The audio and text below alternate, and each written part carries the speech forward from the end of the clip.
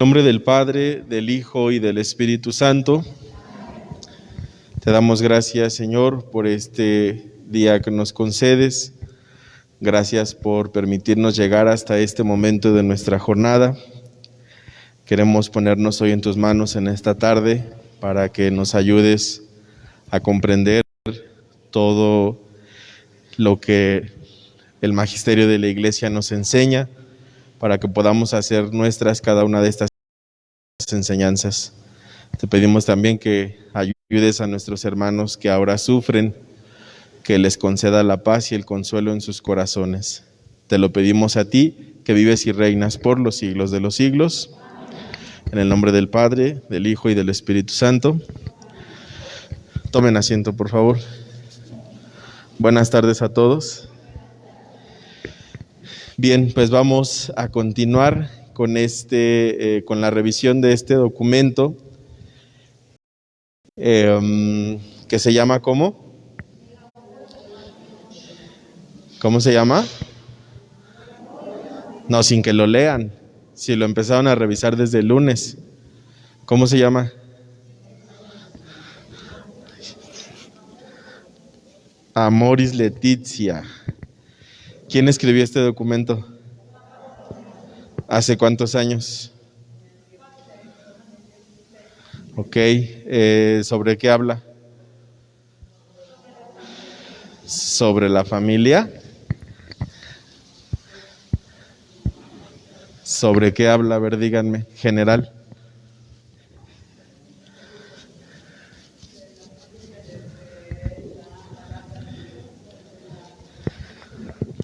Más o menos. Sobre el amor. ¿Cómo se llama el capítulo primero que revisaron el lunes con el Padre Antonio? A la luz de la palabra. Ayer con Chucho.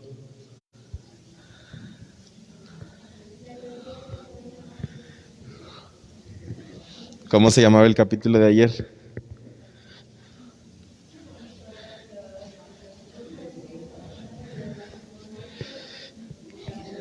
Realidad y desafíos de la familia. ¿Ok? Después de ese segundo capítulo, por obvias razones, sigue el tercero, que se llama La mirada puesta en Jesús, vocación de la familia. Se hace una recapitulación de la familia de Nazaret, se hace una presentación y se asocia a la familia humana. Esa familia en la que Jesús se desenvolvió, en la que Jesús se desarrolló, nos la presentan como una posibilidad o una opción para nosotros como cristianos. Ojalá que ya después puedan revisarlo ustedes. Es un capítulo muy breve, tiene solo 26 números, nada más, es el capítulo tercero, porque ahora vamos a revisar el capítulo cuarto. Este capítulo cuarto se llama El amor en el matrimonio, ¿ok? A ver, díganme primero, desde lo más básico, ¿qué es para ustedes el amor? ¿Qué entienden por el amor? ¿O qué entienden por amor? Levanten su mano.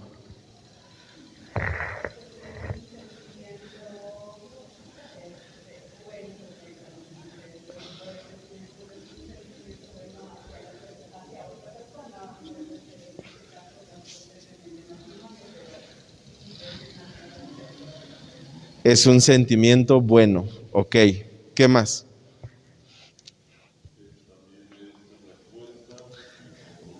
Respuesta y compromiso, ok. Por ahí atrás.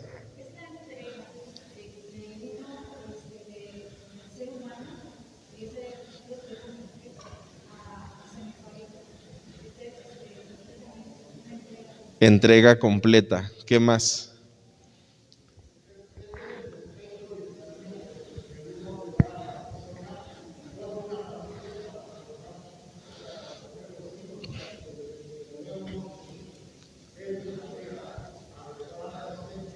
Respeto y cariño, ok. ¿Qué más?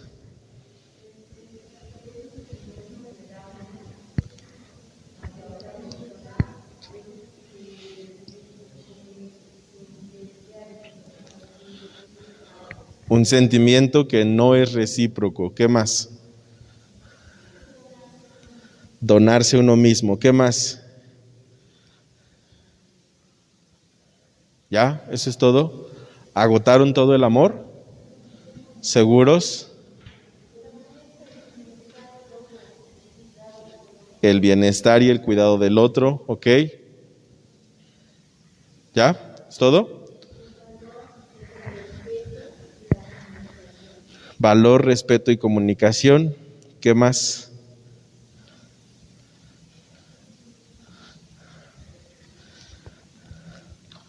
¿Ya es todo?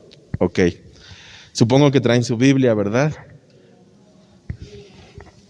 Bueno, anoten, los que no traigan Biblia, anoten la cita bíblica, y los que sí traigan, búsquenla rápido, por favor. Primera carta a los Corintios, capítulo 13, versículos del 4 al 7. Primera de Corintios 13, del 4 al 7.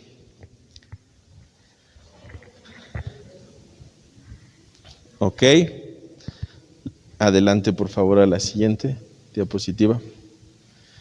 Y aquí está la cita bíblica que les acabo de decir, conocida por la mayoría. La mayoría seguramente en algún momento lo hemos escuchado, es de San Pablo. Y aquí, si no alcanzan a leerlo muy bien, hasta arriba dice características del amor verdadero. Y dice lo siguiente, ahí los que traigan su Biblia pueden irlo leyendo también. El amor es paciente, es servicial, el amor no tiene envidia, no hace alarde, no es arrogante, no obra con dureza, no busca su propio interés, no se irrita, no lleva cuentas del mal, no se alegra de la injusticia, sino que goza con la verdad. Todo lo disculpa, todo lo cree, todo lo espera, todo lo soporta. Esta es una percepción o una visión que nos ofrece San Pablo en la carta a los Corintios acerca del amor, y que seguramente a veces nosotros en nuestra vida no hemos cumplido ni siquiera con uno de estas enseñanzas que San Pablo hoy nos ofrece o que hoy nos dirige. Tal vez alguno de nosotros podrá decir, pues yo sí soy paciente, pues yo sí soy servicial, pero de repente soy muy enojón, pero de repente no sé respetar a mi pareja, pero de repente no disculpo, pero no confío, pero no perdono. Y entonces el amor ya no fue verdadero. Si nosotros limitamos solamente el amor a un sentimiento, entonces no va a poder tener estas características. Si lo limitamos, no estoy diciendo que no sea un sentimiento, si lo limitamos solo a un sentimiento, entonces nunca va a poder cumplir con todo esto que hoy San Pablo nos dice.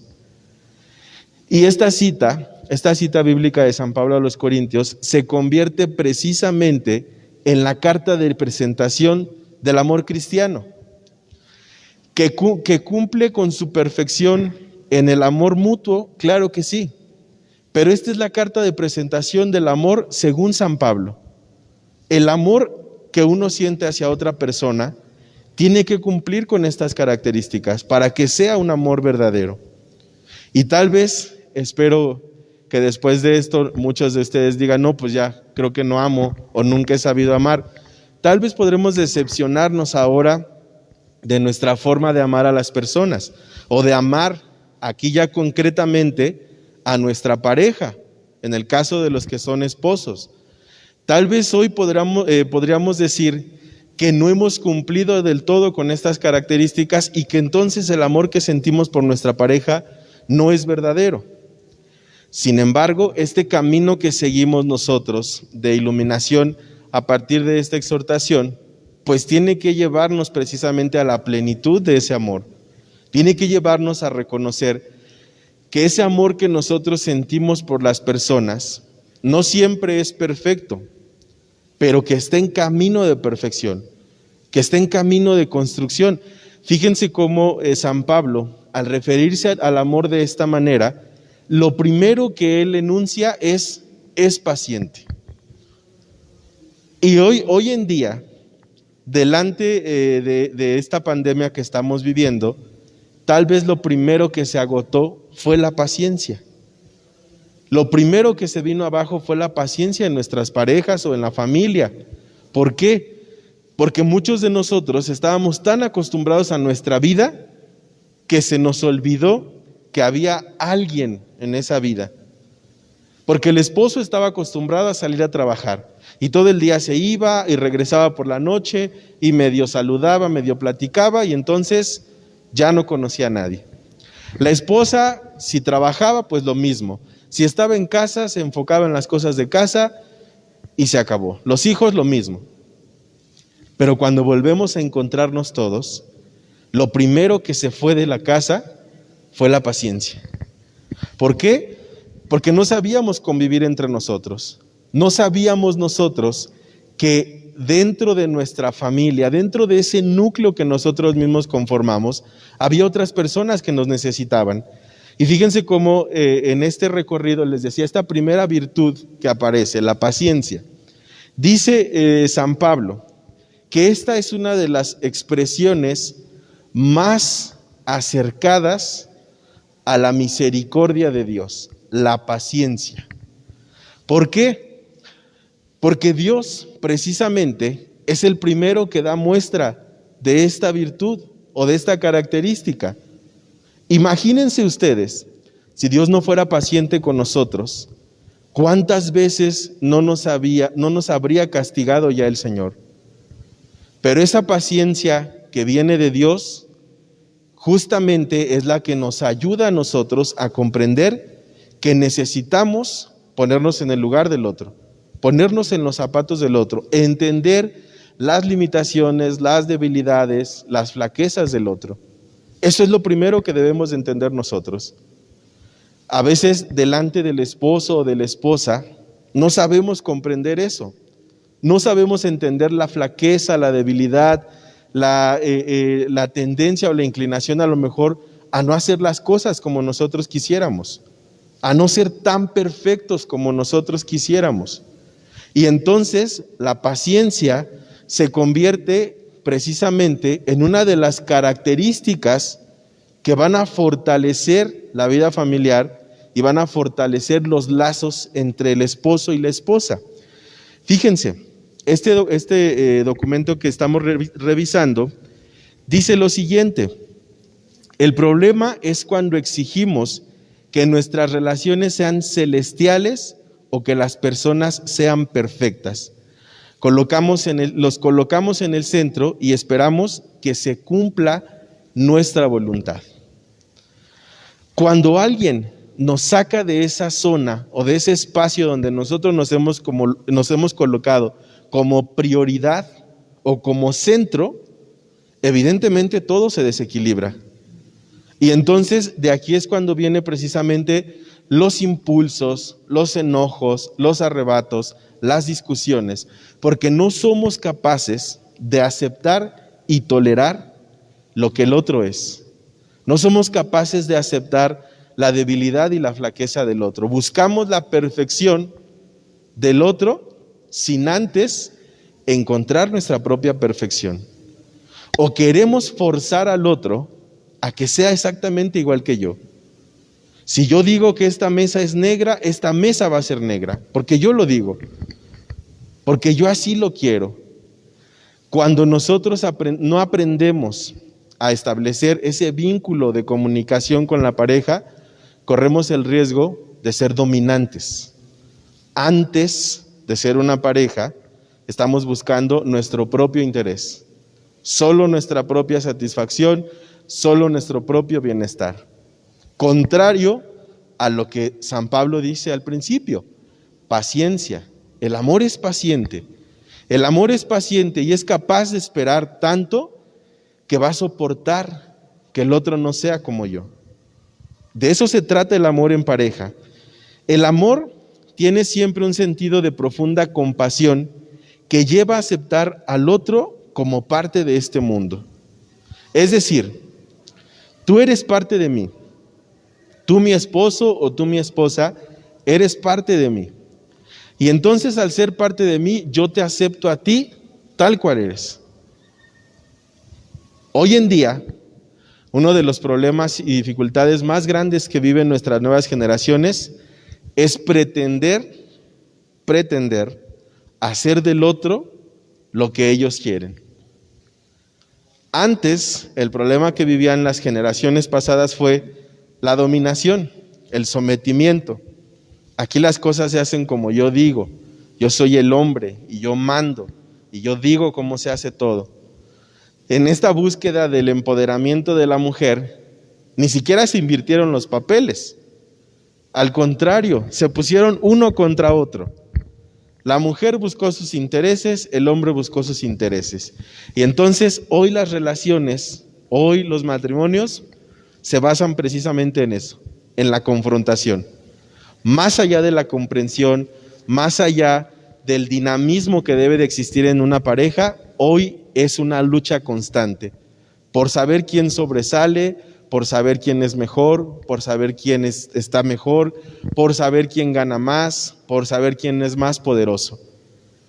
Hoy en día, más allá de colocarse en una balanza hombre y mujer, hoy esa lucha constante, al estar moviendo la balanza y buscando o pretendiendo buscar quién es más importante, hay un desequilibrio total. Y entonces, esta primer característica de la paciencia, precisamente, nos tiene que llevar a nosotros a saber entender al otro sin someternos al otro. Ahí no se alcanza a ver muy bien, pero dice que tener paciencia no es tolerar agresiones físicas, no es que tú agaches la cabeza y me voy a aguantar ahí, voy a quedarme ahí hasta que el otro haga lo que quiera de mí. No, ser paciente es saber que el otro no es como yo, pero que él y yo, o ella y yo, podemos entendernos y podemos estar juntos. Ser paciente, según el documento que estamos revisando, esta exhortación, se traduce precisamente como que el otro, yo voy a ayudar al otro, pero el otro también me retroalimenta, también me aporta algo a mi vida. No soy yo el centro de la vida, no soy yo el más importante, ambos. Estamos hablando, acuérdense, este capítulo se llama El amor en el matrimonio, concretamente en el matrimonio. No hablemos ahorita de lo que es el amor a los hijos, el amor a los padres, el amor a Dios, no. Hablemos del amor en el matrimonio. Y entonces el amor en el matrimonio tiene que contener precisamente esta cualidad, esta característica. Es la paciencia la que va a ayudar a ese matrimonio a fortalecer su relación y a nutrirse día con día. Después aparece la actitud de servicio o la servicialidad dentro del matrimonio. Y aquí precisamente, insisto en ese término, no es someternos. ¿Sí? El tiempo en el que dejen que pase el helicóptero. El tiempo en el que utilizábamos ese dicho de que la mujer como escopeta detrás de la puerta y cargada siempre, ya pasó. Eso ya no funciona. Hoy en día necesitamos, esta actitud de servicio no radica en que si la mujer tiene limpia la casa, en que si la mujer me plancha la ropa, en que si la mujer me hace de comer, en que si no. Hoy en día, esta característica del amor, concretamente del servicio, precisamente es la forma en la que yo me estoy donando al otro, la forma en la que yo estoy ayudando a mi pareja, la forma en la que yo me estoy entregando. Pero, atención aquí, tiene que ser una entrega mutua. No puede ser solamente una entrega en la que yo solo sirva o en la que yo solamente busque satisfacer las necesidades del otro. Ahí precisamente lo dice. Pablo insiste en que el amor no es solamente un sentimiento, sino que se debe de entender en el sentido de amar, es decir, hacer el bien. Cuando yo sirvo a los demás, estoy haciendo el bien. Cuando yo sirvo a mi pareja, le estoy haciendo un bien. Esta búsqueda del bien, unido a la paciencia, va conduciéndonos hacia la perfección en el matrimonio. Yo acepto todo lo que mi pareja es, mi esposo o mi esposa. Y después de aceptar lo que él es o ella es, entonces, ahora sí estoy dispuesto a servirle. No podemos nosotros pretender servir a alguien sin antes no somos pacientes con ellos. No podemos nosotros pretender entregarnos a alguien si antes no conocemos quién es. Y para conocer quién es, necesito ejercitarme en la paciencia. Para saber quién es esa persona, necesito poner en práctica la paciencia. Porque a una persona no se le conoce en un día, no se le conoce en 2. Y entonces tengo que ser paciente para saber que a lo mejor esta persona tiene hábitos y costumbres distintos a los míos. Tengo que ser paciente para descubrir que esta persona aún no está lista para estar conmigo. Tengo que ser paciente incluso para descubrir que esta persona no está lista para servir o para hacer el bien a otro, para hacer el bien al que está cerca de él. ¿Qué es lo contrario al servicio? El egoísmo. Cuando uno no está dispuesto a hacerle el bien al otro, simplemente va a buscar cumplir sus propios intereses. No va a buscar el bien del otro, no va a buscar el crecimiento del otro, simplemente va a buscar su propia satisfacción, su propio bienestar y va a buscar cumplir con sus propios anhelos. Precisamente uno de los grandes vicios que estamos viviendo hoy en día en las relaciones de pareja. Ya no hay esa preocupación por el otro, ya no hay esa preocupación por mi pareja, sino más bien es solo lo que yo pueda hacer. Les decía, esta búsqueda de darle aparentemente un lugar a la mujer, lugar que la mujer ha tenido desde el inicio de la creación, nos ha separado tanto o nos ha hecho luchar tanto entre nosotros que hoy la mujer busca ocupar un lugar y el hombre busca ocupar un lugar, cada quien por su lado. Se han olvidado de ser pareja precisamente. Esta idea equivocada o esta pretensión que se tiene de que la mujer destaque ha sido totalmente absurdo. Y no lo entendamos como un comentario misógino o contrario a lo que hoy estamos buscando en favor de las mujeres, sino más bien, la mujer siempre ha tenido un lugar en la historia. No podemos nosotros comprender a la familia sin la figura femenina, jamás. No podríamos nosotros entender la figura o el concepto del matrimonio sin la figura de la mujer. Jamás se puede entender. Ya ahorita más adelante lo veremos también por qué. Pero les decía, esta actitud de servicio, recuérdenlo siempre, es buscar hacer el bien al otro. No se trata de someternos, no se trata de agacharnos, no se trata de ser esclavos o de ser sirvientes. Se trata de buscar siempre el bien para el otro, buscar siempre lo mejor para el que está cerca de mí. Después, otra característica, el amor no envidia. Dice este documento de Amor y Letizia, la envidia es una tristeza por el bien ajeno que muestra que no nos interesa la felicidad de los demás. ¿Qué significa esto?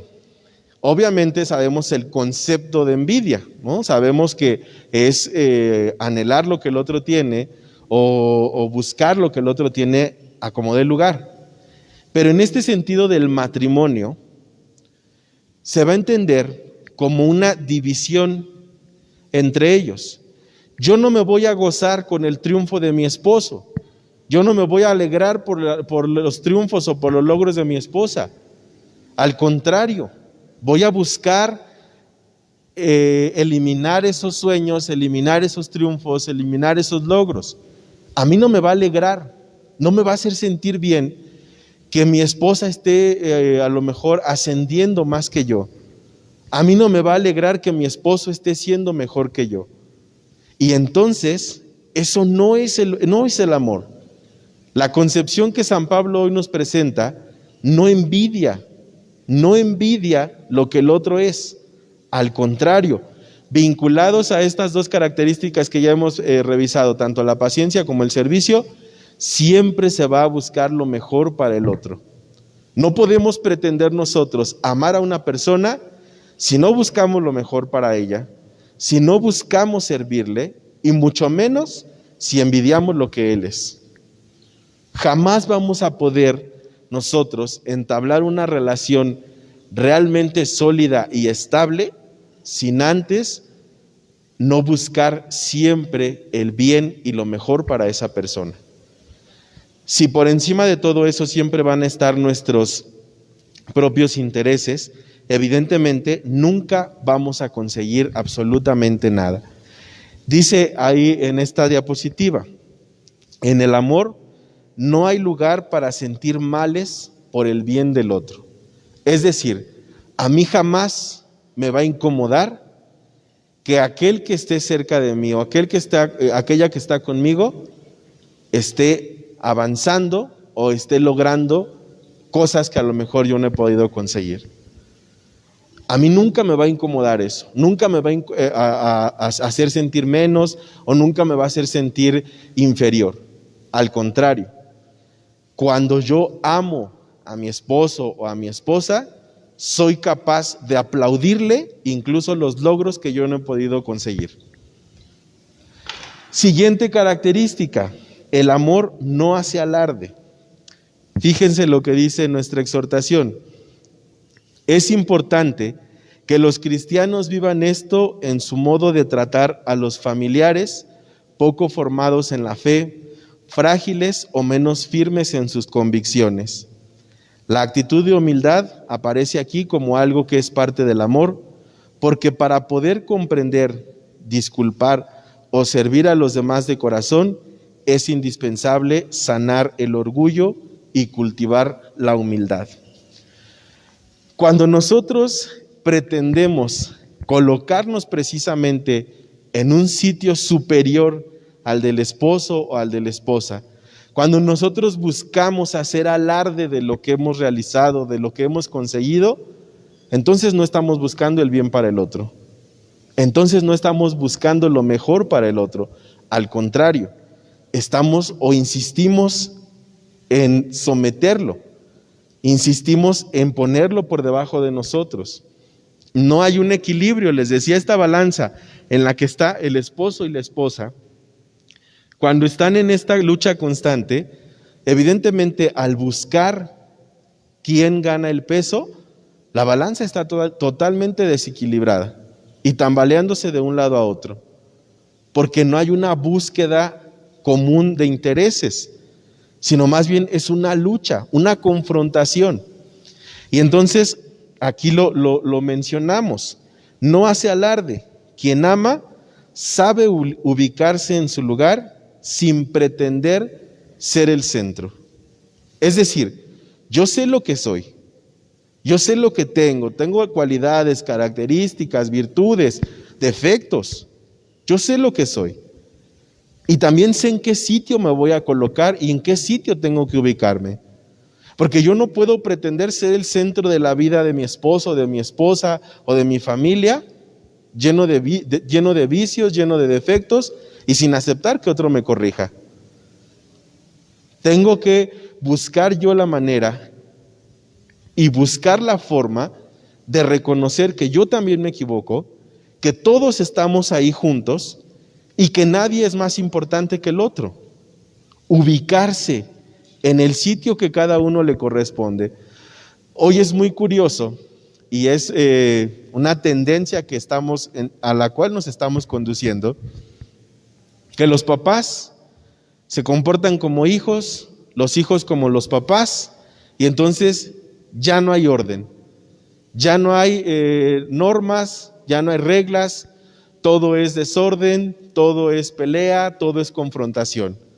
Nuevamente volvemos a lo mismo. Cuando los hijos pretenden ocupar el lugar de los padres, Cuando los hijos son los que dan las órdenes, cuando los hijos son los que toman las decisiones, cuando los hijos son los que guían y conducen a los papás, ¿no? Cuando los papás hoy se colocan en el sitio de defensores de los derechos y libertadores de las nuevas generaciones. Tú haz lo que quieras, tú eres libre, tú pórtate como quieras. La justificación más grande y absurda que tenemos hoy en día: yo no quiero lo que no quiero que vivas lo que yo viví. No quiero que tú pases por lo que yo pasé. Y más allá de hacerles un bien a nuestros hijos, hoy en día los estamos perjudicando. Los estamos perjudicando seriamente porque precisamente los estamos colocando en un lugar que no les corresponde. O la esposa quiere tratar al esposo como si fuera uno más de sus hijos.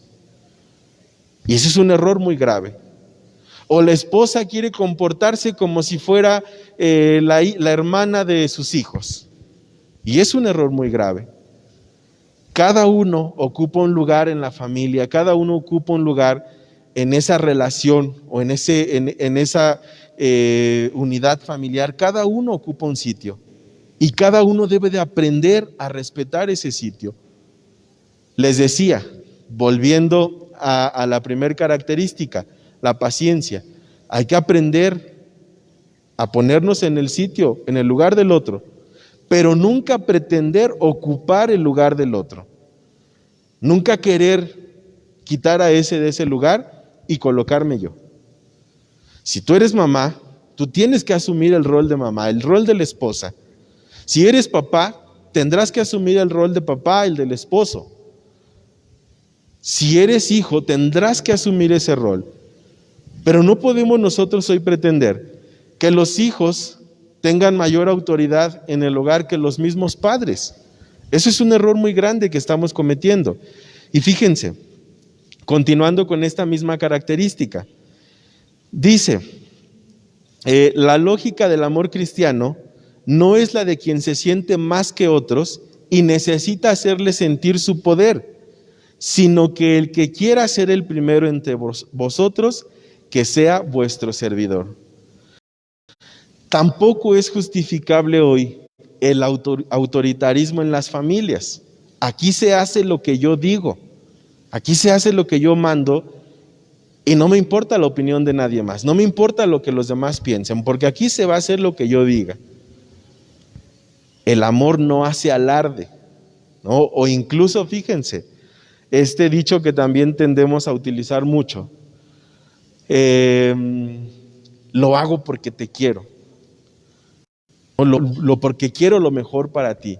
Y a veces corremos el riesgo de excedernos, ¿sí? Corremos el riesgo de que nosotros en la búsqueda de esa estabilidad o de ese bienestar, más bien estemos dominando, estemos controlando toda la situación, todo el ambiente, todo lo que nos rodea. Nos colocamos nosotros en el centro y entonces todo tiene que circundar en torno a mí. Todo tiene que estar en torno a mí y todo tiene que salir como yo diga. El amor es capaz de servir, pero jamás va a ser el que busque someter para que le sirvan. El amor siempre va a servir primero. Siguiente característica, el amor es amable. El amor no obra con rudeza, no actúa de modo descortés, no es duro en el trato. Sus modos, sus palabras, sus gestos son agradables y no ásperos ni rígidos. Cuando nosotros buscamos precisamente que el amor se convierta en esto, tiene que ser una satisfacción personal. Esa característica precisamente nos habla de que el amor no tiene que ser rígido, no tiene que ser acartonado. A mí no me enseñaron, porque yo soy hombre rudo, grande, fuerte, a mí no me enseñaron a que tengo que abrazar a mis hijos. A mí no me enseñaron a que tengo que andarles dando cariños. No, al hombre se le forma así. O las mujeres, ¿no? sobre todo las mamás, las mujeres en la cocina y los hombres en la televisión. Así nos educaron, así tiene que ser.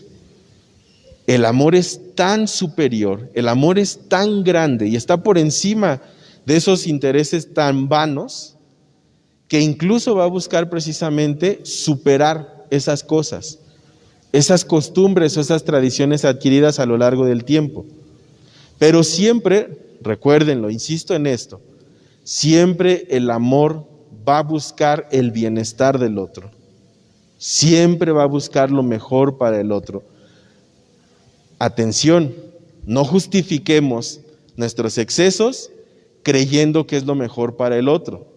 Porque les decía, ¿no? Yo puedo traerme a mis hijos a punta de palos pensando en qué es lo mejor para ellos, pensando en que va a ser una buena aportación a su vida, en que van a lograr grandes cosas si los traigo así, ¿no? Si los traigo a raya. Pero a veces también el amor necesita tal vez que sea expresión palpable, una expresión que yo pueda sentir y que yo pueda ser testigo, no solamente rígida, no solamente dura, sino también una cuestión en la que el otro se sienta querido y se sienta acompañado por mí, en la que yo pueda ser cercano a él. Fíjense, el documento nos dice, el amor amable genera vínculos, cultiva lazos, crea nuevas redes de integración, construye una trama social firme. Una persona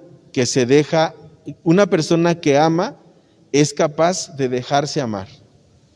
Es decir, el amor que siempre se muestra hacia los otros rinde más frutos que aquel amor que se encierra.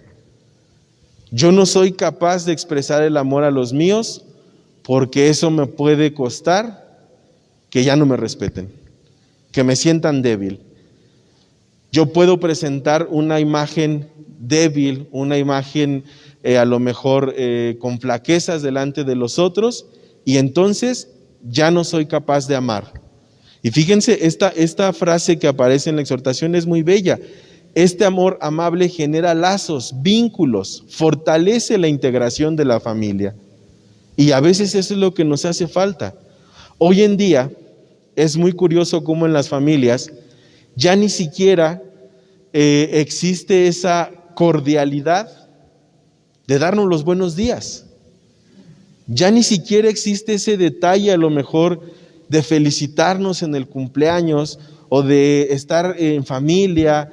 Hoy el gran problema de nuestros tiempos, aparentemente, ¿verdad? Ahora nos ha hecho ha sido de gran ayuda, pero el gran mal de nuestros tiempos ha sido el celular.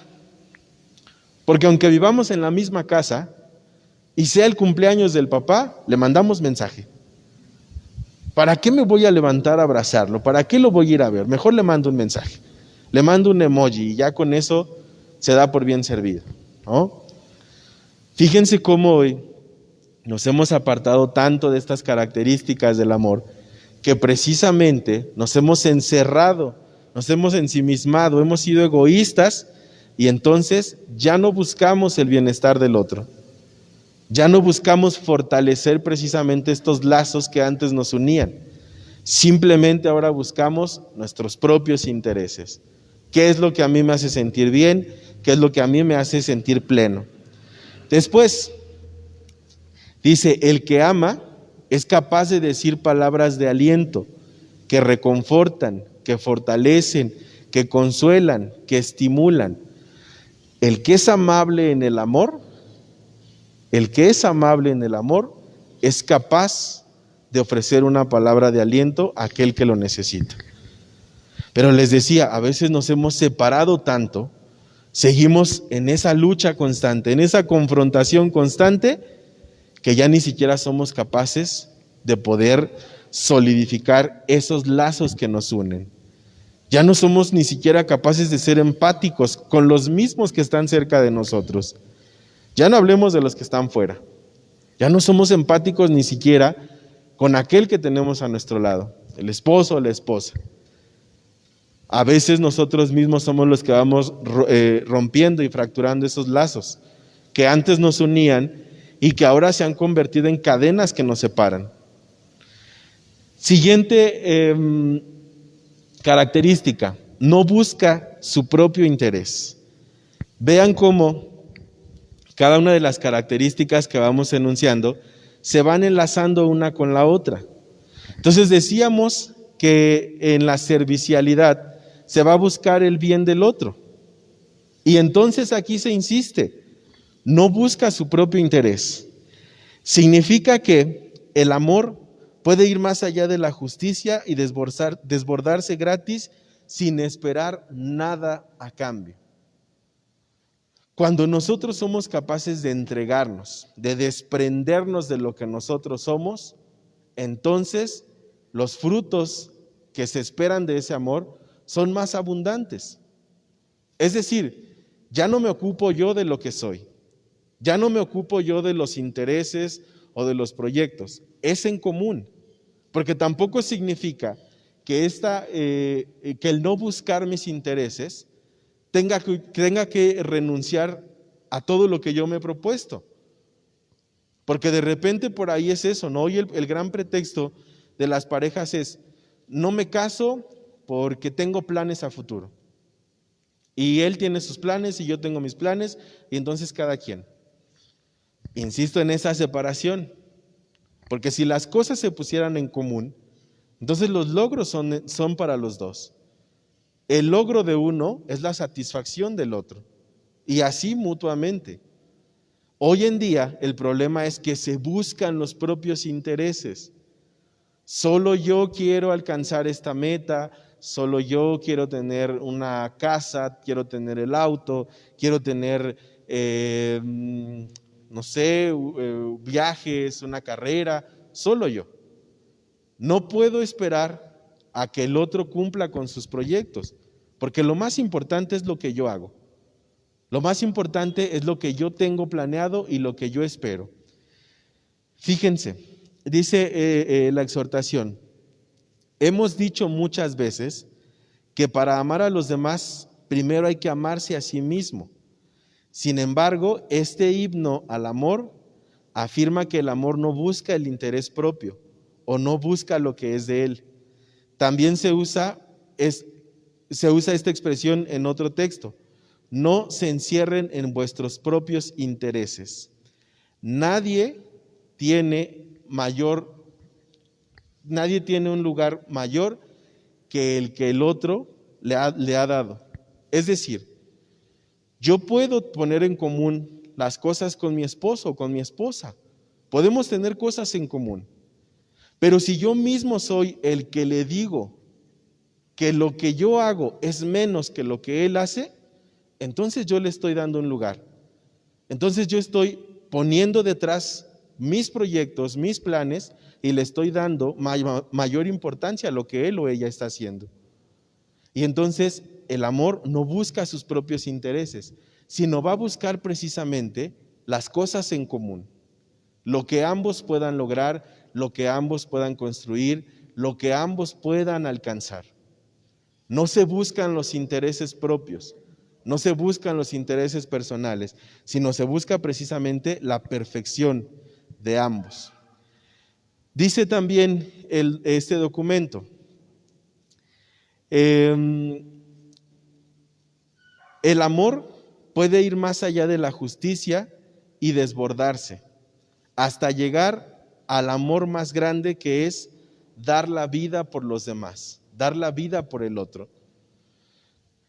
Ojalá que ustedes vayan asociando un poquito cada una de estas características, cada una de estas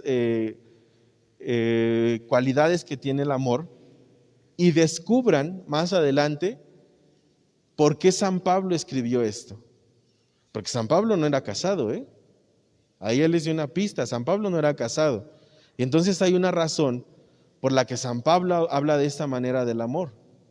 Tiene que haber una razón por la que San Pablo nos está diciendo todas estas características. Y nos dice, insisto en esta característica, no busca sus propios intereses, sino que va a buscar el bien del otro.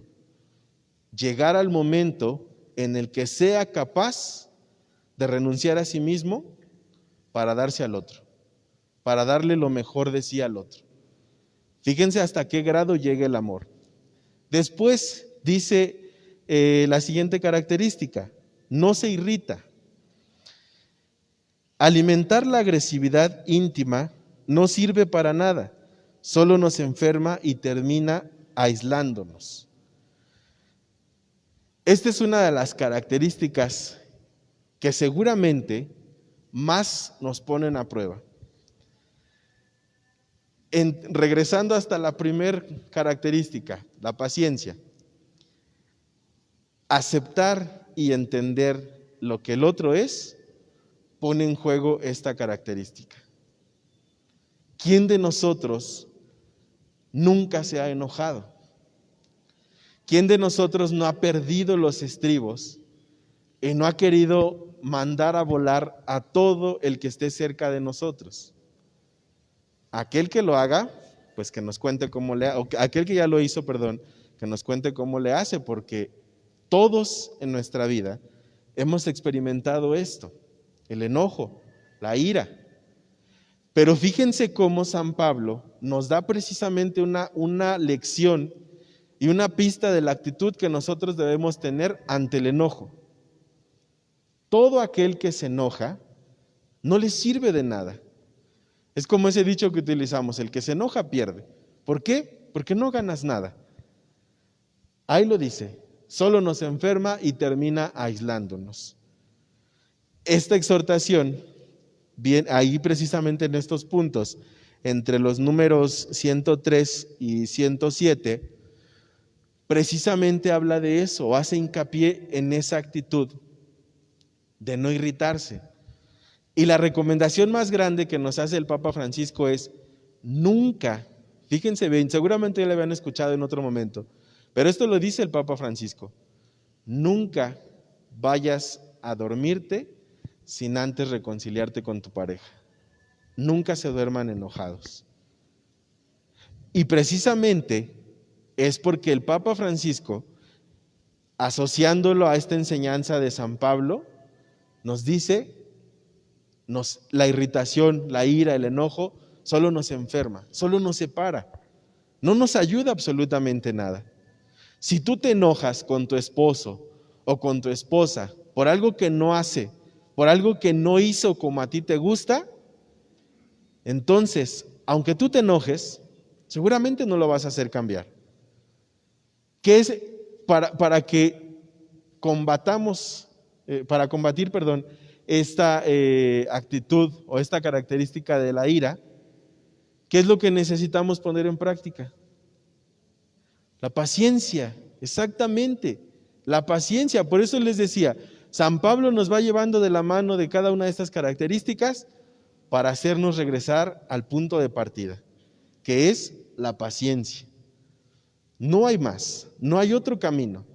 Y fíjense cómo precisamente en esta búsqueda de control, de dominación, de posesión incluso, ¿no? Hoy en día le hemos puesto un nombre a esta actitud, los tóxicos y las tóxicas, ¿no? Control, dominación, poder, sometimiento, ahí está, en la ira. Situación que solamente nos separa, situación que solamente nos aparta, situación que solamente provoca rupturas entre nosotros. Y fíjense, dice la exhortación: se trata de una violencia interna, de una irritación no manifiesta que nos coloca a la defensiva ante los otros, como si fueran enemigos molestos que hay que evitar. Otra vez volvemos a lo mismo. Más allá de unirnos, más allá de permanecer juntos, estas actitudes nos separan, nos dividen. Hoy en día, el esposo se coloca delante de su mujer a la defensiva, porque la mujer no hace lo que él dice, porque la mujer no es lo que él quiere. Hoy en día la mujer se coloca delante del marido a la defensiva porque el marido no se comporta como ella quiere, porque el marido no es como ella quiere, no hace lo que ella dice. esa búsqueda de control, de dominación, más allá de unirnos, lo único que provoca es separarnos, aislarnos los unos de los otros. Por eso les decía, el Papa Francisco en estos números insiste, nunca hay que ir a dormir sin antes haberte reconciliado con tu pareja. También dice precisamente esto, el Evangelio nos invita a mirar nuestras propias debilidades, a aquello que nosotros hemos, en lo que hemos errado, y a no alimentar nuestra propia ira. Quiere decir que el Papa Francisco, la recomendación que nos da a partir de este texto es que aceptes lo que tu pareja o lo que tu esposo o esposa es, que aceptes tal como es, con todo y sus debilidades, con flaquezas, con lo que sea, seas paciente, sirvas con amor, busques lo mejor para él y que además evites este tipo de sentimientos, porque no te van a llevar absolutamente a nada, no te van a ayudar absolutamente en nada. Lo único que estos sentimientos hacen es separarnos, es alejarnos a los unos de los otros. Y especialmente en esta relación en la que existe una pareja, un hombre y una mujer. Cuando los intereses están por encima del bienestar del otro, entonces aparecerán estos sentimientos, estas características. Cuando yo me permito que mis intereses sean superiores al amor o a la búsqueda del bien del que está cerca de mí, entonces viene la irritación. Viene la ira, viene el enojo, viene el descontrol, viene incluso dentro de la misma relación de la pareja, viene la envidia, lo que ya veíamos ahorita. Después, la siguiente característica, no lleva cuentas del mal. Y aquí precisamente es donde surge una palabrita que para nosotros hoy en día también es muy difícil de aceptar y muy difícil de asimilar. No llevar las cuentas del mal se traduce como el perdón. Es decir, lo que me ha hecho mi esposo o mi esposa, yo lo dejo en el pasado. Es muy común y muy triste encontrarnos dentro de la confesión con personas que dicen, mi esposo me hizo esto, me hizo tal cosa. Ya lo perdoné, pero nunca voy a olvidar lo que me hizo. Entonces no has perdonado. Mi esposa me hizo tal cosa y nunca la voy a perdonar. ¿Y por qué sigues con ella? Porque es mi esposa y nunca la voy a perdonar, pero es mi esposa. Es muy triste encontrarnos con esos sentimientos dentro de la confesión, pero que se han convertido en el pan de cada día. Se han convertido en el fundamento de las relaciones actuales. Viven como enemigos, pero están en la misma casa. Y aclaro, después no vayan a decir, es que el padre Juan Luis nos dijo que si no nos queremos y si no nos perdonamos, mejor ahí nos vemos. No, aclaro. El camino que debemos de seguir es no llevar cuentas del mal. Es decir, perdonar. Si estamos hablando hace un rato de la ira, estamos hablando del mal sentimiento, del enojo, pues, y que no nos lleva a ningún lado, que no nos aporta nada en nuestra vida, que nos separa, que nos enferma, pues con mayor razón cuando hablamos de no llevar cuentas del mal, es desprendernos de todo aquello que nos ha lastimado. Padre, ¿y cómo le hago yo para perdonar las infidelidades de mi esposo? ¿Cómo le hago yo? ¿Cómo le hago yo para perdonar las humillaciones de mi esposa? ¿Cómo le hago yo para perdonar el daño que nos hemos hecho mutuamente? Les decía, ojalá que ahorita alguno de ustedes inmediatamente descubra por qué San Pablo habla de esta manera del amor. Todavía no lo digan, si ya lo saben. Pero ojalá que nosotros realmente asimilemos y comprendamos por qué San Pablo se expresa de esta manera del amor. Ya les di una pista, insisto en eso. San Pablo no era casado, no tuvo esposa San Pablo.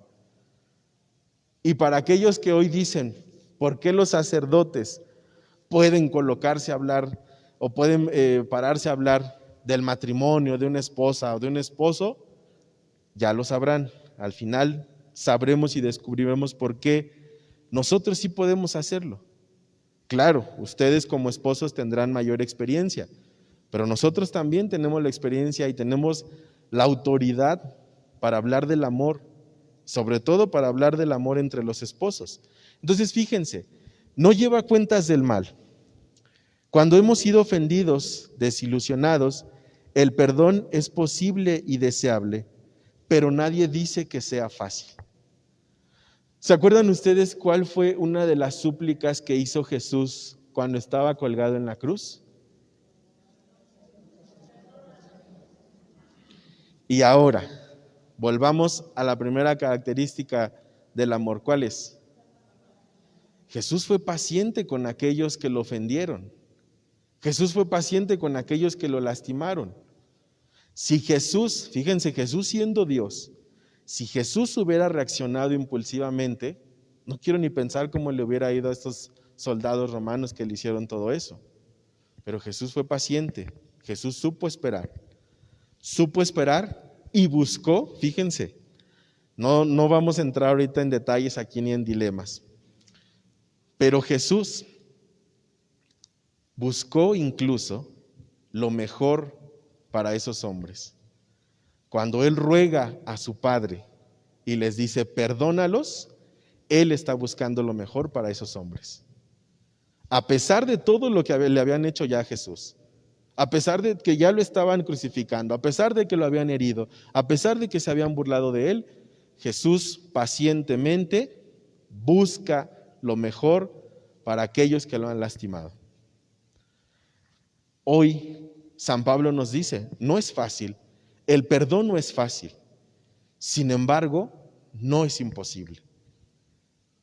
Cuando nosotros nos colocamos delante de los demás como el centro y todo tiene que ser como nosotros digamos, corremos precisamente el riesgo de no saber ofrecer el perdón, de no saber reconocer que yo también me equivoco y que yo también tengo que pedir perdón y tengo que perdonar. Fíjense cómo esta característica del amor precisamente nos lleva a caer en la cuenta de que el amor es tan perfecto, es tan superior, que incluso es capaz de soportarlo todo. Siguiente característica.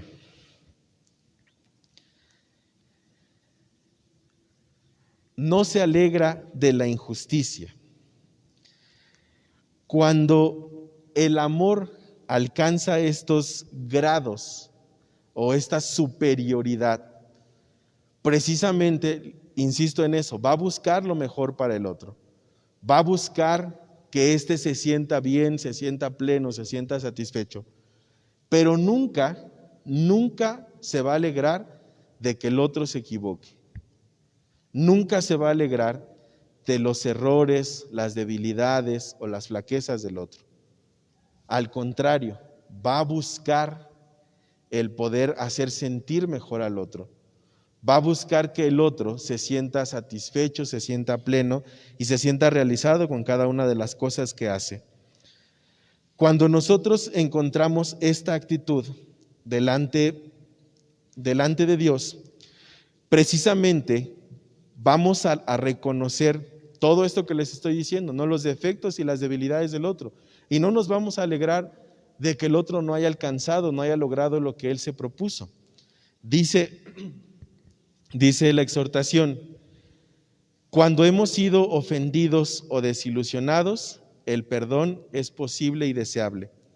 Existe en efecto una pronta y generosa disponibilidad de todos y cada uno a la comprensión, a la tolerancia y a la reconciliación. Es decir, nosotros tenemos que buscar precisamente que el otro alcance lo que se ha propuesto. Si no lo logra, entonces tampoco nos tenemos que alegrar de sus derrotas, no nos tenemos que alegrar de lo que no haya alcanzado, sino al contrario, nosotros tenemos que convertirnos en el soporte, aquel que soporta y aquel que está junto al otro, aquel que lo acompaña en esa derrota o en ese fracaso o en esa pérdida, aquel que permanece junto a él. No que se alegra porque ha perdido o porque ha fracasado, sino que se alegra de saberse cerca y saber que está acompañando al otro. Siguiente característica, todo lo disculpa. Cuando nosotros llegamos precisamente a este punto en el que ya vimos cuál es la base del amor, la paciencia y el servicio. Ya vimos lo que no es el amor, lo que no se tiene que hacer en el amor. No envidiar, no ofender, no alegrarnos de la injusticia, perdonar. Ya vimos lo que no se tiene que hacer en el amor. Ahora encontramos precisamente esta plenitud, este camino que nos conduce, que nos traza San Pablo y nos dice cómo sí tenemos que amar a las personas. Y lo primero que tenemos que hacer para amar a alguien es disculpar todo.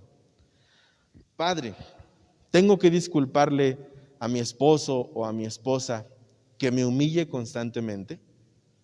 Tengo que disculparle a mi esposo o a mi esposa que no sepa reconocer mis esfuerzos o que no sepa reconocer mis triunfos. Sí. Pero les decía yo, hay que saber distinguir entre aceptar lo que viene del otro y someterte a lo que el otro te está imponiendo. Una cosa es que yo diga, te disculpo por haberme ofendido, te perdono por haberme ofendido, y otra cosa es que yo me la pase la vida entera disculpando todo lo que tú eres o todo lo que tú haces. Hay que saber reconocer y hay que saber aceptar. Y les decía, la plenitud del amor radica precisamente en que nosotros encontremos ese equilibrio entre lo que es bueno para mí y el bienestar del otro. Ahí radica la plenitud del amor. Aquel momento en el que yo me encuentro dichoso por lo que soy y me alegra lo que mi pareja es. Me alegra lo que él o ella ha construido, me alegra lo que él o ella han logrado. Esta característica precisamente es aquella cualidad, la de todo lo disculpa, en la que uno es capaz de aceptar las debilidades, las flaquezas, los errores del otro, pero yo sé guardar silencio. Guardar silencio no es callarme para siempre. Guardar silencio es saber cuándo tengo que decir las cosas, saber cómo tengo que decir las cosas. Porque ya vimos que el amor no es arrogante, no es un amor presuntuoso que diga yo soy mejor que tú no lo conseguiste, yo sí lo conseguí. El amor que todo lo disculpa es capaz de aceptar precisamente la debilidad del otro, pero sabe también ayudar y sabe acompañar cuando el otro no ha logrado lo que se había propuesto. Siguiente característica, confía. Hoy en día, precisamente, hace falta que las parejas recuperen esa confianza el uno con el otro. Confianza significa seguridad. Confiar en el otro significa que tú me des la seguridad de que yo puedo respaldarme contigo. Son una pareja, son uno, recordando el libro del Génesis, ¿no? Y entonces, precisamente porque esa seguridad y esa confianza que te da el otro te tiene que ayudar y te tiene que impulsar a saberte seguro, a saberte acompañado, entonces, por eso el amor tiene que confiar. Renuncia incluso a sí mismo para poder entregarse al otro. Fíjense, dice la exhortación, esta misma confianza hace posible una relación de libertad. No es necesario controlar al otro, seguir minuciosamente sus pasos para evitar que escape de nuestros brazos. El amor confía, deja en libertad, renuncia a controlar, a poseer y a dominar. Esa cualidad precisamente de la confianza se rompe cuando obviamente la pareja pues comete una infidelidad o dice mentiras o algo, lo que ustedes ya saben. Pero cuando hemos hablado antes de que todo lo disculpa. Y cuando hemos hablado de la perfección del amor en el perdón, entonces aquel que ama es capaz de confiar nuevamente. Es muy difícil, ya lo dice San Pablo, ya lo decía anteriormente. ¿Es difícil? Por supuesto que sí. Es difícil recuperar la confianza en una persona a la que yo amaba, a la que yo me entregué, a la que yo pensé que iba a ser lo máximo y lo mejor para mí y me falló. ¿Y confiar nuevamente? Por supuesto que sí. Sin embargo, esa plenitud y esa perfección del amor se logra poniendo en práctica estas características. Y pareciera, fíjense, pareciera que esta idea del amor tan perfecta es algo solamente pues ideal, ¿no? Pareciera que es algo muy alejado de nuestra realidad, porque les decía, hoy en día nosotros hemos confundido tanto el concepto del amor y lo hemos enfermado tanto que para nosotros es imposible pensar en confiar en una persona que nos ha hecho daño. Es imposible pensar en perdonar a alguien que nos ha traicionado. Y la perfección del amor, lo sublime del amor, radica precisamente en que posea cada una de estas características. Y les decía yo, probablemente después de hoy, muchos de ustedes saldrán decepcionados y van a decir, pues no, padre, yo no amo, ni siquiera sé qué es el amor, o he vivido engañado 15, 20, 30, 40 o 50 años que llevo con mi esposo o mi esposa. He vivido engañado todos estos años porque el amor que yo siento por él o por ella no tiene ni siquiera dos de estas características. Y entonces no sé amar, entonces no puedo amar. Claro que sí puedes, por supuesto que puedes. De ahí la importancia de que nosotros conozcamos, acuérdense lo que yo les he dicho siempre, es importante que aunque tengas 50, 60, 70 años, descubras cosas nuevas, aprendas de esto. Porque si nosotros seguimos todavía en el pasado, en el que me quedo con lo que me dijeron y como era antes y como tenía que ser, pues seguramente no va a haber muchos frutos, ¿verdad? Seguiremos a veces ahí en nuestro error. La gran desventaja que ustedes tienen, a diferencia de los de allá afuera o a los que no conocen, es que ustedes ya conocen. Ustedes sí ya no pueden decir, yo no sabía de eso, padre. A mí nadie me dijo, ya te lo dije yo. Dice después, en esta misma característica de la confianza, el amor hace posible la sinceridad y la transparencia. Porque cuando uno sabe que los demás confían en él y valoran la bondad básica de su ser, entonces sí muestra tal cual es, sin ocultamientos. Quiere decir que la confianza tiene que ser mutua. Yo me tengo que sentir seguro contigo. Yo me tengo que sentir bien contigo y yo te tengo que hacer sentir a ti lo mismo que tú me haces sentir a mí. Imagínense ustedes, volvemos a la balanza, volvemos a la confrontación. La esposa que el esposo le fue infiel y entonces la señora vive desconfiada eternamente. Y de repente el esposo le encuentra mensajes raros o algo y ya también viene la desconfianza. Es una lucha interna y una lucha eterna, porque tienen que recuperar esa confianza, tienen que volver a establecer ese vínculo de confianza entre ellos. Si no, no habrá grandes avances. Siguiente característica, el amor espera. Dice la exhortación, siempre espera que sea posible una maduración, un sorpresivo brote de belleza, que las potencialidades más ocultas de su ser germinen algún día. Esta persona, con todas sus debilidades, está llamada a la plenitud del cielo. En la paciencia, regresando a la primera característica, en la paciencia decíamos que teníamos que ser capaces de aceptar lo que el otro era. Teníamos que ser capaces de buscar lo mejor para la otra persona. Pero en esta espera que hacemos, cuando el amor sabe esperar, implica precisamente poner en práctica la paciencia. Porque esa espera no va a ser de un día para otro. Esa entrega del amor no va a suceder espontáneamente. Tendrá que ser un ejercicio que al paso del tiempo logre establecerse y logre fundamentarse en el mismo amor que se sienten ambos. Pero no es algo que se vaya a realizar de un día para otro. No es algo que se vaya a realizar mágicamente, sino al contrario. Será un trabajo mutuo que irá teniendo resultados y que se irá viendo el progreso a lo largo del tiempo. No va a suceder inmediatamente.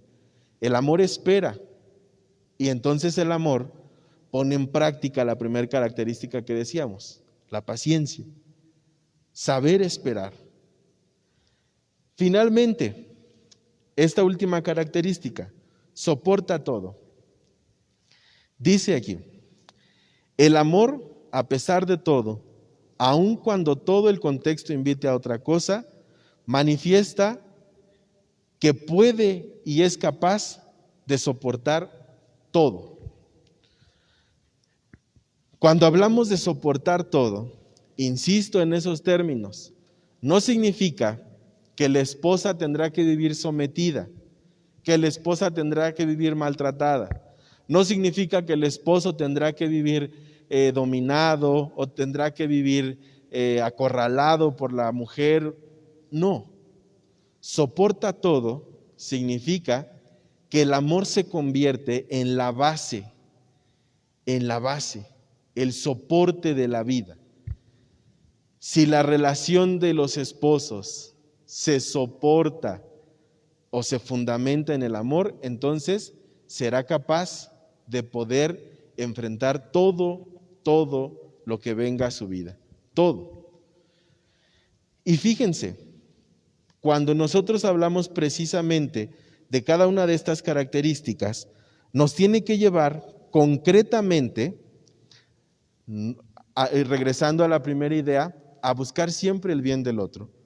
Nos tiene que llevar siempre a buscar que el otro se sienta pleno y se sienta realizado.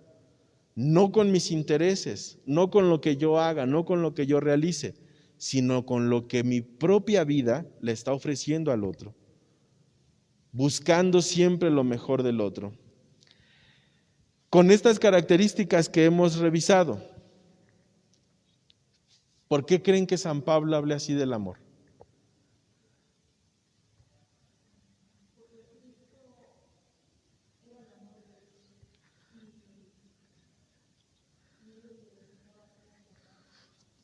Más o menos.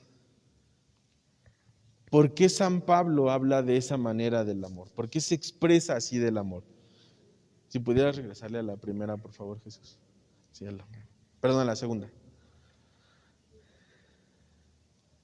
¿Por qué San Pablo se expresa de esa manera del amor?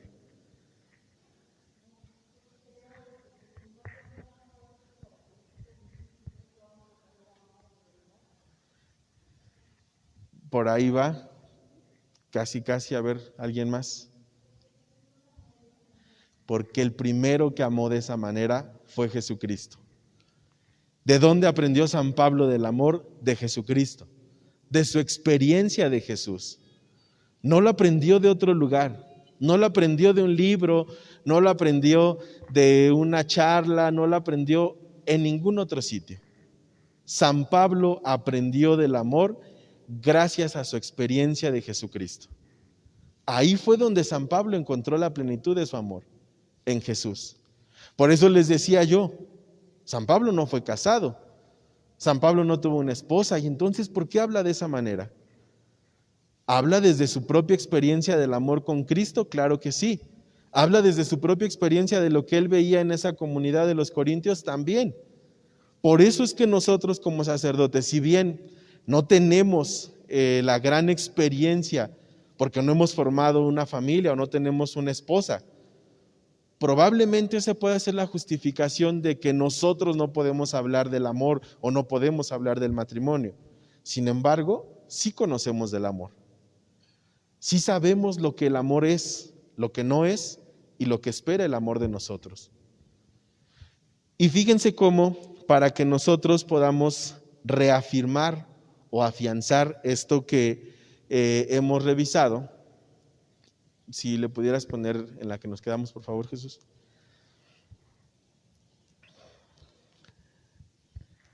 La que sigue. Ay. Bueno, ya no se alcanza a ver muy bien por acá, pero se las leo. Dice, el amor matrimonial no se cuida ante todo de hablando de indisolubilidad, de obligación,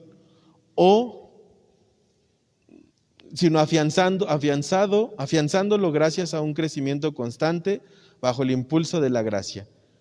Es decir, para que nosotros logremos consolidar un matrimonio, sobre todo hoy en nuestros tiempos, para que nosotros logremos consolidar a los nuevos matrimonios, hace falta que la primera experiencia del amor se realice con Cristo.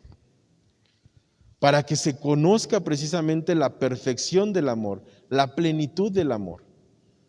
Si no, yo no seré capaz de amar a otra persona. Si no descubro un amor superior al que yo digo sentir o al que yo digo experimentar, no voy a ser capaz de amar a alguien más. Porque siempre estará por encima del amor que digo sentir mis intereses, mis intenciones, mis satisfacciones, mi placer, mis necesidades.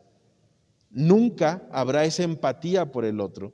Nunca habrá esa necesidad de hacer sentir bien al otro. ¿Por qué? Porque no conozco del amor. Les decía yo, Jesús fue el que fue paciente. Jesús sirvió. Jesús no sintió envidia. Jesús perdonó. Jesús disculpó. Jesús soportó. Jesús esperó. Jesús renunció. Y entonces Él es la imagen y la figura más perfecta del amor. Imagen en la que deberían basarse todas nuestras relaciones humanas. Hablando concretamente ahora de nuestra relación de esposos, ¿no? Esposa y esposo. Pero Jesús tendría que ser esa figura que vaya encaminándonos y que vaya ayudándonos a cada uno de nosotros a establecer sanas y correctas relaciones humanas. ¿Por qué? Porque Jesús precisamente nos enseña que el interés más primordial es el bien del otro. Siempre buscando el bien del otro. Algo que hoy hace falta y que es urgente recuperar en las parejas es el diálogo. ¿Por qué hoy las parejas se han separado? ¿Por qué les decía yo de esa confrontación eterna en la que viven? Porque ya no saben hablar. Porque se han separado, porque se han peleado, porque los intereses son más grandes que el bienestar mutuo y entonces ya no hay modo de establecer un diálogo. Hoy todo pareciera un monólogo. Solo yo, mis intereses, mis proyectos, mis necesidades, mis satisfacciones, solo yo. Y dejamos de establecer ese diálogo. Y entonces dice esta exhortación, el diálogo es una forma privilegiada e indispensable para vivir. El diálogo tiene que ayudarnos a nosotros precisamente a reconocer lo que el otro es, a aceptar lo que el otro es, a perdonar los errores del otro, a soportar las flaquezas del otro.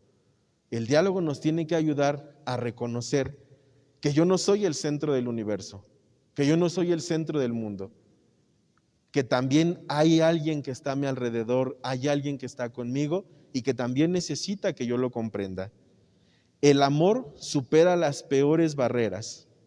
Cuando se puede amar a alguien o cuando nos sentimos amados, logramos entender mejor lo que quiere expresar o hacernos entender. Cuando nosotros somos capaces de amar al otro, somos también capaces de entender que el otro es importante y es tan importante como yo, que ninguno de los dos ocupamos un lugar inferior o que ninguno de los dos ocupamos un lugar superior. Les decía, en esa balanza en la que nos hemos colocado nosotros actualmente, tenemos que buscar el equilibrio, pero ambos. El equilibrio no lo va a buscar solamente la mujer, porque siempre se va a inclinar hacia ella. El equilibrio no lo va a buscar siempre el hombre, porque siempre se va a inclinar hacia sus intereses, hacia los intereses del hombre. El equilibrio lo tienen que conseguir ambos. Ambos. Los intereses tienen que ser los mismos. La búsqueda del bienestar tiene que ser la misma. Si alguno de los dos empieza a inclinarse más, entonces la balanza se desequilibra. Y les decía, en esa confrontación, en esa lucha constante que estamos teniendo actualmente hombre y mujer, es un caos total, es un desorden y un desequilibrio total, donde ya no hay ocupación y ya no hay preocupación por el otro, simplemente por uno mismo. Hay personas que se sienten capaces de un gran amor solo porque tienen una necesidad grande de afecto. Es decir, porque yo quiero que me amen, porque yo me siento solo, me siento triste, me siento abandonado, entonces solo yo necesito que me amen. Solo yo necesito que me cuiden, solo yo necesito que me hagan sentir bien.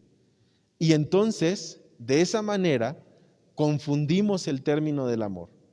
Confundimos que esa es la manera correcta de amar, cuando solo yo espero el amor y no doy nada a cambio.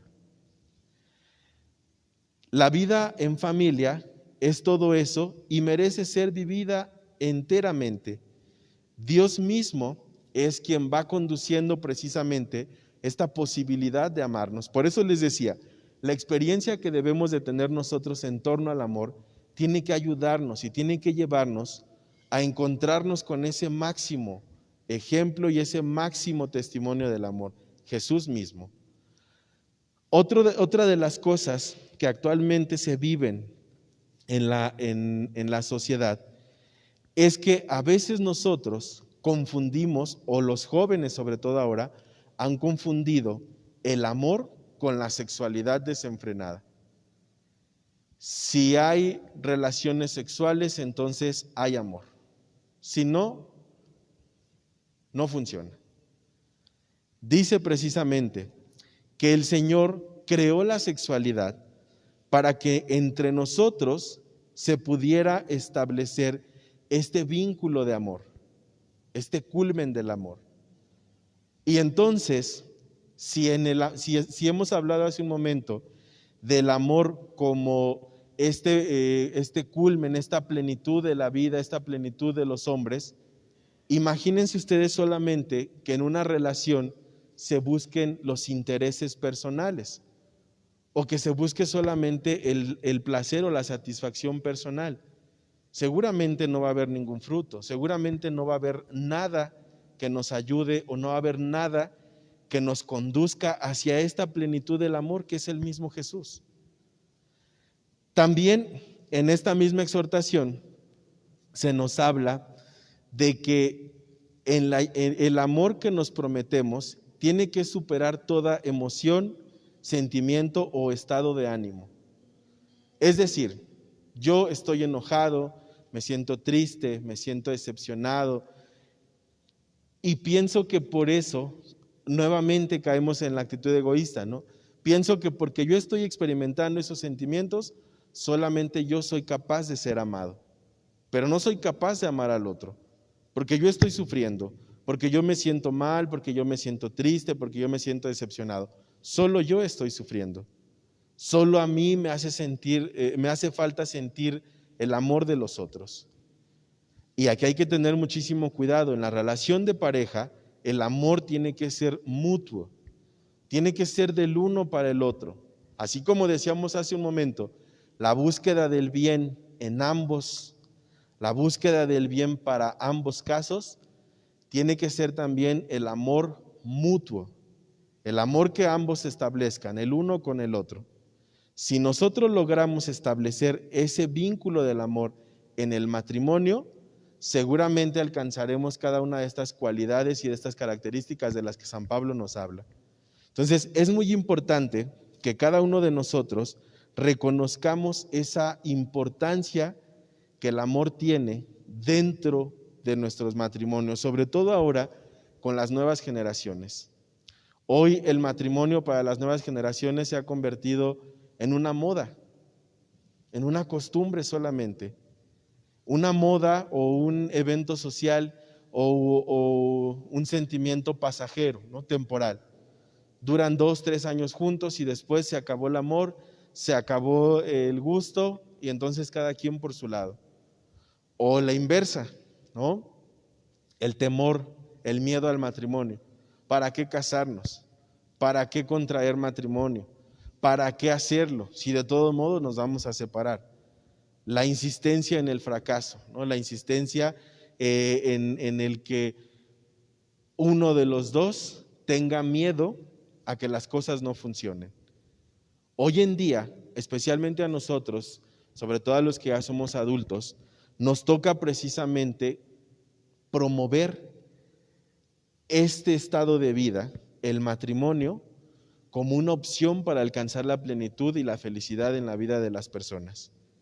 Evidentemente, con mayor razón a aquellos que pues que viven en matrimonio o que han tenido la oportunidad de casarse. Ustedes como primeros testigos del amor en el matrimonio tendrían que promoverlo. Pero ¿cuál es el detalle más grande o el error más grande que ahora se comete? Que los esposos son los primeros que dicen no lo hagas. No lo hagas, por favor, no sabes en lo que te vas a meter. Entonces, hoy es urgente que nosotros precisamente, todos los que somos responsables de la educación de adolescentes, jóvenes, niños, todos los que vienen detrás de nosotros, nos ocupemos de esta realidad concreta del matrimonio. Ayer hablaban con Jesús precisamente de la realidad y los desafíos.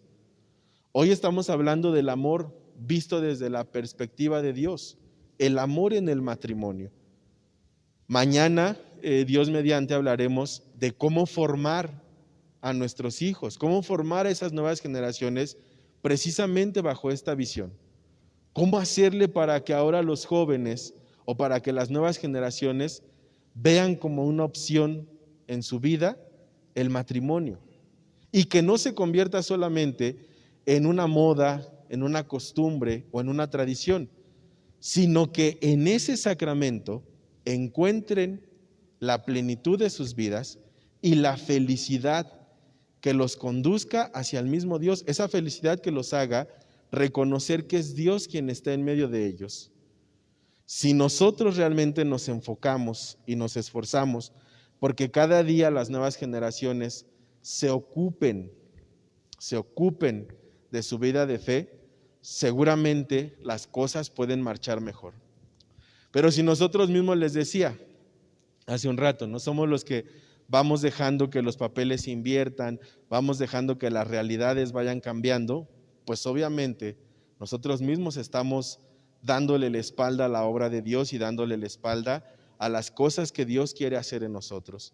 Entonces hoy, con esta presentación de este cuarto capítulo, pues es una visión general. Ojalá que cada uno de ustedes pueda darse a la tarea de ir revisando capítulo por capítulo. Nosotros pues se los damos así de manera muy general, pero cada capítulo contiene una riqueza muy grande. Les decía, el capítulo 3, donde se habla de la vocación de la familia desde Jesús, pues es un capítulo que está lleno de muchísimas enseñanzas doctrinales, muchísimas enseñanzas bíblicas que nos pueden ayudar a nosotros a seguir cimentando esa vocación o ese llamado al matrimonio, que nos pueden ayudar a nosotros incluso a poder tener una mayor firmeza en nuestra relación como esposos, en ese fundamento divino que tiene el sacramento del matrimonio, que tiene incluso la misma visión de la familia desde la perspectiva de Jesús. No sé si haya alguna duda de parte de ustedes, alguna pregunta. ¿Todo muy claro? Para que yo haga las preguntas entonces. El ser humano nace con la capacidad para amar como sentimiento. El ser humano tiene ese sentimiento, pero acuérdense que les decía yo, no puede limitarlo, o un cristiano no puede limitar el amor a un sentimiento. Es todavía más grande que eso. Pero el ser humano sí es capaz, porque son emociones que el ser humano tiene. ¿Alguien más? ¿No? Jesús.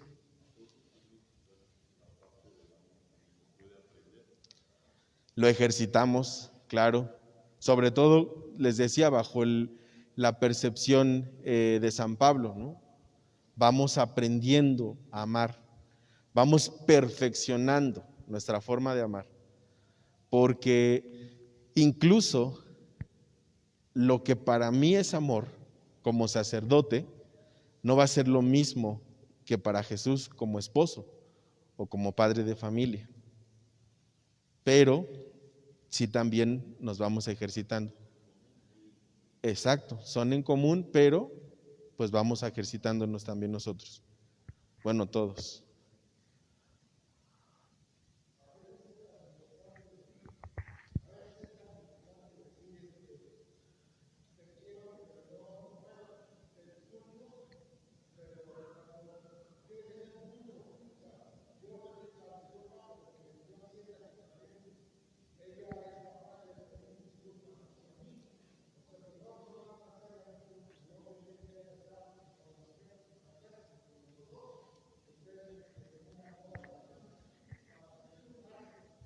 Exactamente, acuérdense lo que les decía, este ejemplo que les pongo de la balanza.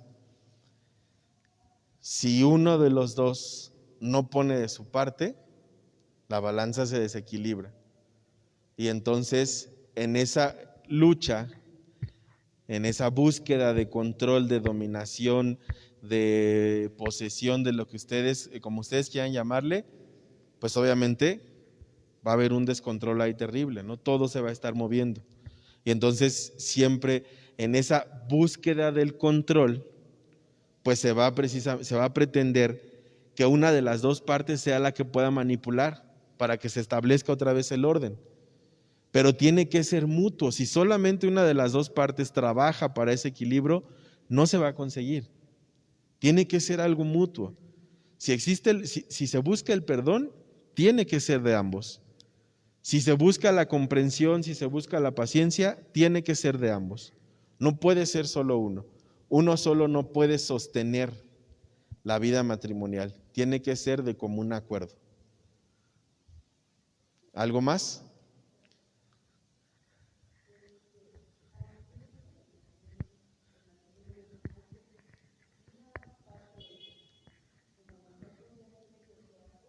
Claro.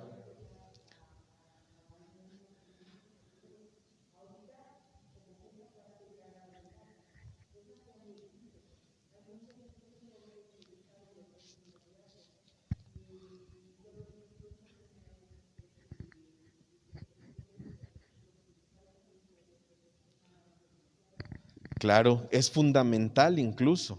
Es fundamental que hoy en día pues se retomen toda esa formación. Les decía, si nosotros queremos que nuestras nuevas generaciones vuelvan a creer o vuelvan a tener claro el concepto del matrimonio, tenemos que empezar desde lo más esencial, ¿no?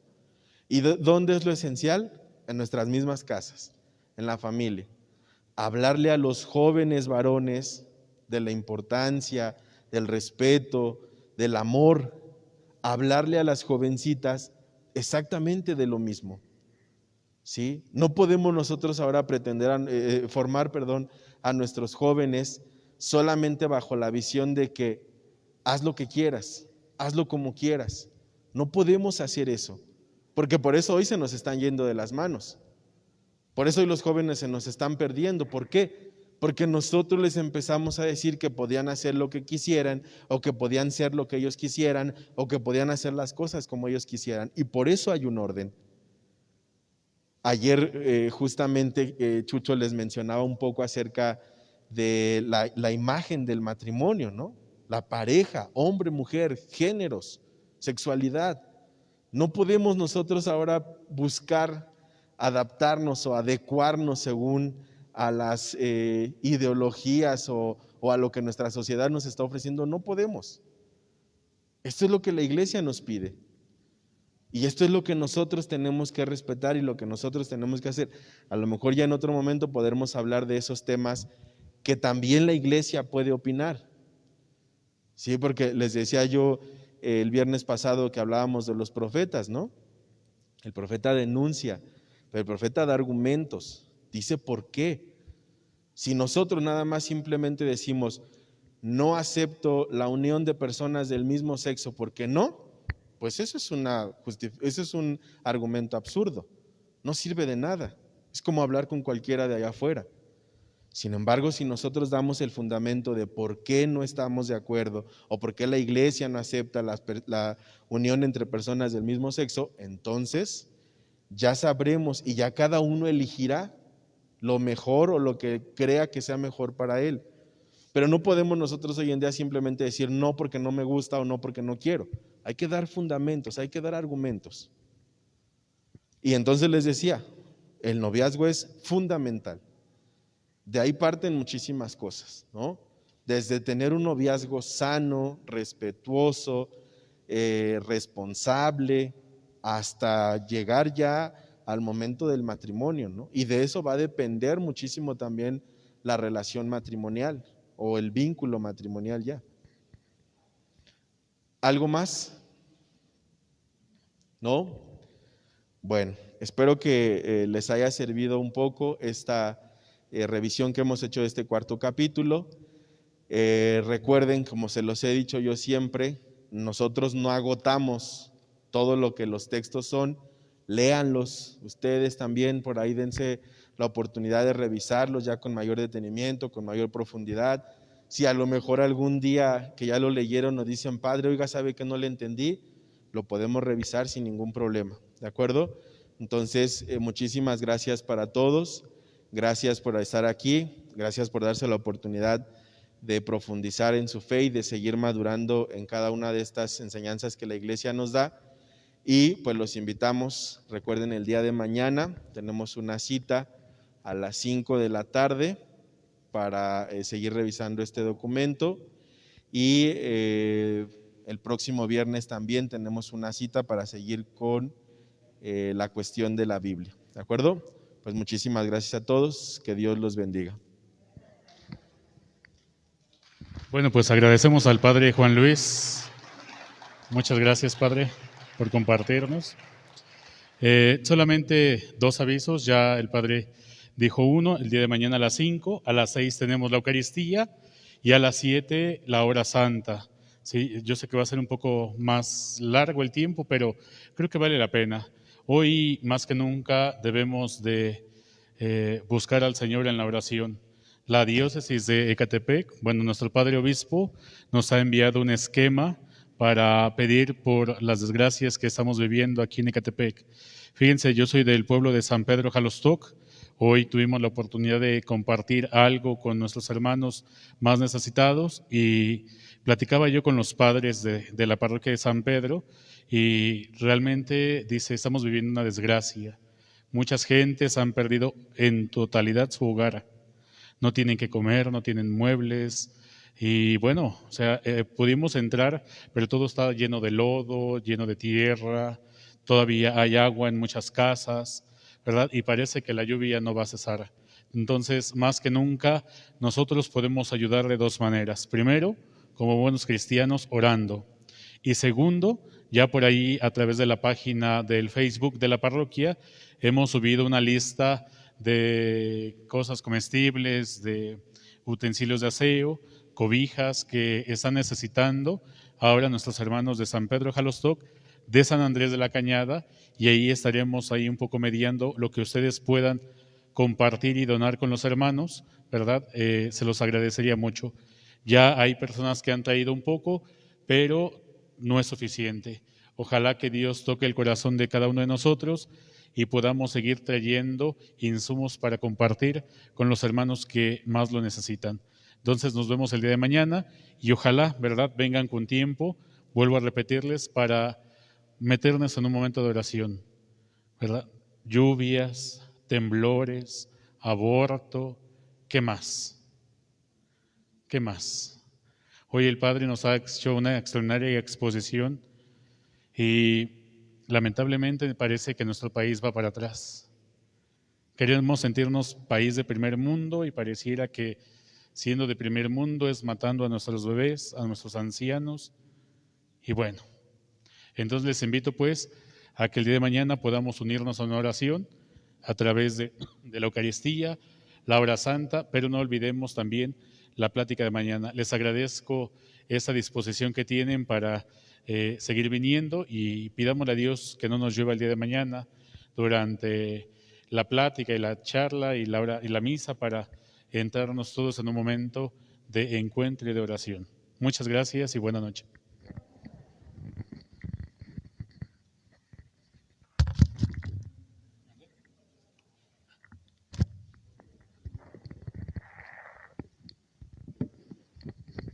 Nos ponemos de pie para darles la bendición. Que el Señor esté con ustedes. La bendición de Dios Todopoderoso, Padre, Hijo y Espíritu Santo, descienda sobre ustedes y permanezca para siempre. Pueden ir en paz. Gracias a todos.